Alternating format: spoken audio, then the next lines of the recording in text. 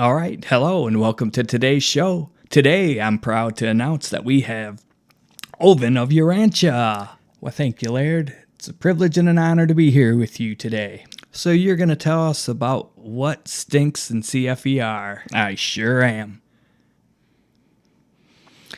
All right, one of the main things that really stinks about CFER, and one of the deciding factors for me to where I know it's false, fraud, BS, is the fact that a finaliter is claiming to have reached, your sixth stage spirit status as a finaliter in paradise, meeting the universal Father, and then going out to another super universe to serve. Mm-hmm.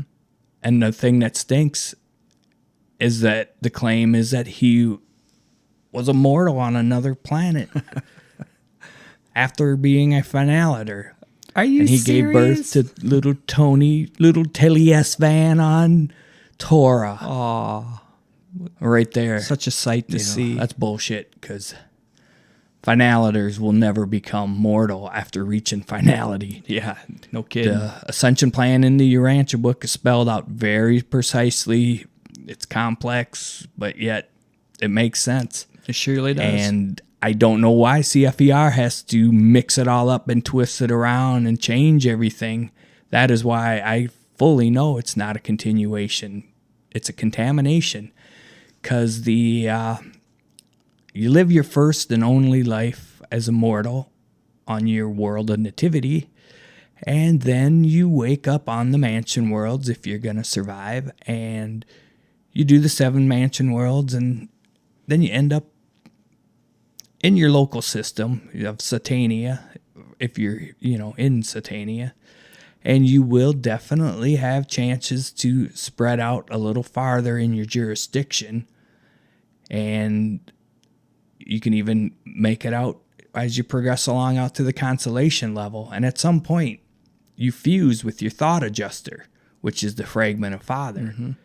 And from the way that the Urantia book explains it very clearly, that upon fusing, you grant your personality to the fragment, and the fragment brings that eternal essence to you, and you're together as one, and you will never become unfused again. Exactly. And at some point, you will transcend to the highest Urantia level, which would enable you to begin your ascension into the spirit levels. Mm-hmm. And at that point, you can leave your local universe. So if you're going to leave your local universe, you have to be at a spirit stage. You're not going to be any Urantia or superhuman or anything like that. And you will progress through the spirit levels until you reach paradise.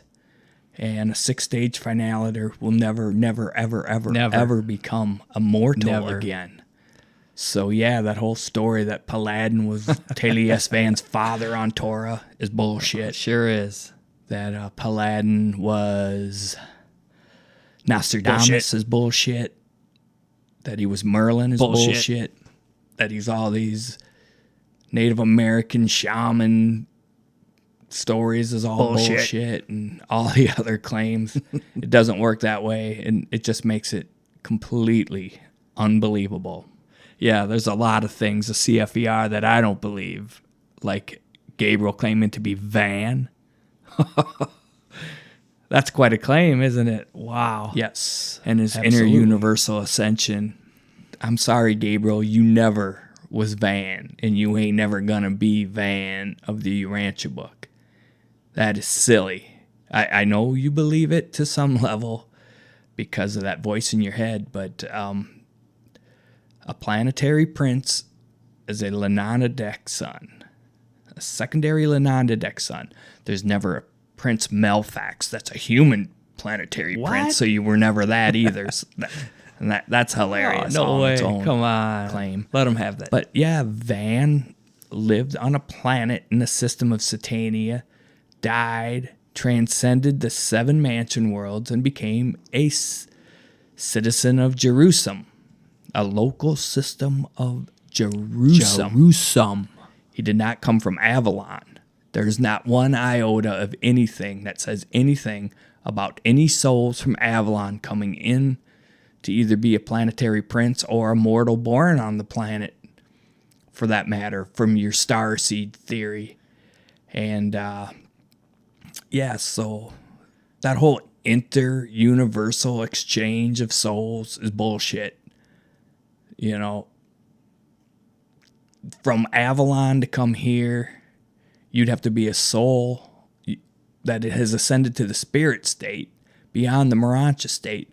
So who is going to descend back into a supermortal or a mortal or anything to do with that at that point? Yeah. But I know the story sounds convincing, and Sure Paladin does. used a lot of force in the beginning to get him on board. And between him and Tony, they push it pretty heavy for you to believe. They sure do. And, well, it's just not true.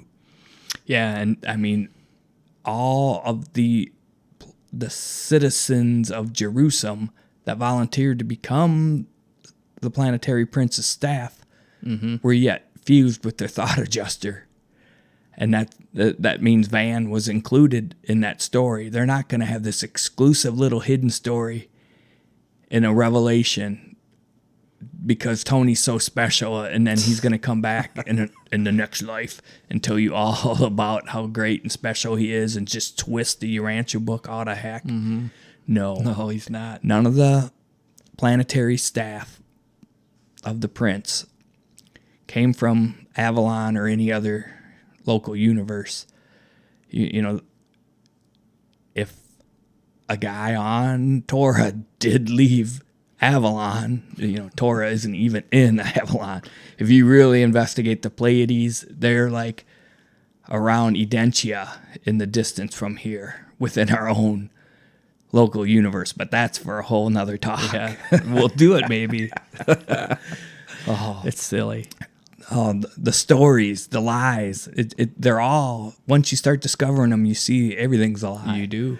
But yeah, so you would, if you're going to be in Avalon and you're going to go to Nebadon, you would have to reach your spirit state, and you would have already fused with your thought adjuster, and there would be no unfusion. You don't unfuse ever with your thought adjuster. It just doesn't work that way. Yeah. I mean, you can become detached from your thought adjuster before you fuse, as is the ascension plan. When you wake up in the resurrection halls, then you're reunited at that time. But yeah, I mean, these guys claim that they study the Urantia book at a university level. Sounds important. Yeah, I don't want a degree time. from there, I'll Oh. tell you that. No, thank you. Okay. Yeah. And what else would you like to talk about, Laird? Well, the whole audio fusion material complement process, just because it's him making himself to be the most exclusive, greatest guy in the world. Yeah. Not true. That could be a long discussion. But yeah, the audio fusion material complement bullshit. Folks, it's remote neuromonitoring. It's a very technical psychotronic mind control technology being used underground covertly by certain various groups, among the Department of Defense, the CIA, the NSA, and any subcontractors under them. I mean, it went rogue a long time ago, and I fully believe that most of the alien abduction stories of the 70s and even, a little prior and into the 80s are these programs being conducted on humans by these covert government programs for various reasons, to test the technology and to have the whole psyop going on that aliens are abducting humans and dissecting cows. They got nothing better to do. Yeah, I try to play Yahtzee. So yeah, I firmly think that all the channeling of the early on, the significant ones that were bringing through some truth littered with lies, are victims of mostly a type of synthetic telepathy that would be classified as voice to skull technology, where they will beam a voice inside your head. Hello. Yes. Can you hear me? I sure can, Skyhawk. Is this thing on? Yes. Yeah. Skyhawk. Perfect example. Yep. But yeah, so they were experimenting with people, and they were creating a psyop of the Pleiadians and the Lyrans and the Greys and Ashtar and all that are coming to save the planet. So this channeling was partly to develop their technology of psychotronic mind control stuff, as well as run psyops. And it was pretty popular. Yes, it was. And I believe, where Tony makes his big claim that audio fusion is not channeling, it's way more and way better and special. Mm-hmm. Well, yeah, I believe it is a series of technologies. Psychotronic, yeah. Most commonly referred to remote neural monitoring / manipulating, because you can do the monitoring without manipulating. And they're definitely manipulating his brains, his thoughts, his sensory big time synapses inside his neural network. And that's where the difference comes from channeling. He's just not getting voices beamed in his head. That's why he thinks he's clairvoyant. And and that's where the material of CFER is coming from, is all this combobulated stuff in his head that gets all mixed around and twisted. And he believes it's a very deep subject, but I've provided a lot of links and a lot of explanations on other videos that I think you've shared. Yes, a lot. The gracious Gabriel of Urantia has shared some on his site. Oh, yeah, on his YouTube channel. Yeah. Thanks, Gabriel. So, yeah, that's how it is, and there can only be one audio fusion material complement on any given planet. One. So says you and your little imaginary electronic friend, Paladin. You the man. You the man. Yeah, I mean, this whole program has really put Gabriel up on a pedestal, so I can see why he's promoting it and wanting to be the inner universal hero that he's being, sign me up. Played as. And it's just not true. If you spend time there, you're forced into believing things. The 7 years I was there, you're forced into it, but his walk does not equal his talk. He's frequently impatient and angry and yelling and making big claims and saying he's humble, the most humble person on the planet, but his ego is just so wet and sloppy and in your face all the time. I mean, every Sunday and during his concerts and things like that, it's just ridiculous. So yeah, well, thanks for sharing. It's all baloney, and he thinks he's the greatest thing on the planet, and he thinks he has this mandate from God because he's the greatest ascended soul on the planet. Not true. That's bullshit too. You know what I'm talking about? I smell what you're saying. You don't even have to be an ex-member to know that. Oh, You look at his videos and just see him. There's something wrong. No, it's real clear. But I don't want to insult him at this point. The truth is what it is. He's a victim of a very sophisticated trick, and there's a lot of people that have been affected by it. Yeah, and the level he's exaggerating his authority and his mandate is his doing. I mean, he's been coaxed into thinking it, but he's gone off the deep end. He is so berserk about being King Ding Dong. It's not even funny. He plays the role good. And the whole thing that is crazy about the story of him being the audio fusion material complement and his greatest level of ascension has deemed him and qualified him to be awake and to hear the revelation when it's being spoke. Unlike being in a sleep state, like Edgar Casey, is how the definition goes in CFER. Well, the sleeping subject who was, in a sleep state like Edgar Casey would be, Now all of a sudden these big claims come out that Tony was the sleeping subject. So Tony brought the Urantia book through, you know. Right. No, they were manifested by the Midwayers and the Celestials. Yeah, there was a process of talking through the sleeping subject.